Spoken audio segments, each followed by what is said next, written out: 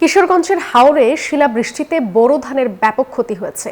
ফসল হারিয়ে দুশ্চিন্তায় পড়েছেন কৃষক। কৃষি কর্মকর্তা বলছেন, ক্ষতিগ্রস্ত কৃষকদের সহযোগিতা করার আশ্বাস। টিটু দাসের তথ্য ছবিতে ডেস্ক রিপোর্ট। মঙ্গলবার রাতে শিলাবৃষ্টির কবলে পড়ে কিশোরগঞ্জ হাওরের ইটনা, মিঠামইন ও অষ্টগ্রাম উপজেলার বিভিন্ন হাওরের ফসল। এতে ফসলের ব্যাপক ক্ষতি হয়েছে। মিঠামইন উপজেলার ঢাকি ইউনিয়নের নতুন বড়কান্দা গ্রামের কৃষক জয়নাল মিয়া 50% জমিতে বোরো ধানের আবাদ করেছেন। শিলাবৃষ্টিতে সব ফসল নষ্ট হয়ে গেছে। এখন দুশ্চিন্তায় ভেঙে পড়েছেন তিনি। আমার বাবা দুঃখের ক্ষেত আছে না আমাদের মাঝে, আমার কোনো শিলাবৃষ্টি আমার কোনো লাগছে না, ওকে সব করে লাগছে ভাইয়া, আমি কি খাই বাঁচবো? শুধু জয়নাল মিয়া নন, শিলাবৃষ্টিতে ফসল হারিয়ে নিঃস্ব হয়েছেন অনেক কৃষক। ঋণ নিয়ে জমি চাষাবাদ করে এখন বিপাকে পড়েছেন অনেকে।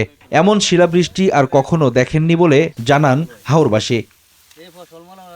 23 বছর বয়সে এমন যে শিলাবৃষ্টি আমি দেখি নাই। আপনারা এই মিডিয়া সরকারের কাছ থেকে বলছেন আমাদের অবস্থান দেখুক, আমাদের কিছু যদি সরকার থেকে অনুদান না দেয় তাহলে আমরা মনে করেন যে আবার পুনরায় ভাবে দাঁড়ানোর মতন কোনো অবস্থান নাই। কৃষি বিভাগ বলছে, ক্ষতিগ্রস্তদের তালিকা করা হচ্ছে। কর্তৃপক্ষ প্রয়োজনীয় ব্যবস্থা গ্রহণ করবেন বলে জানান এ কর্মকর্তা।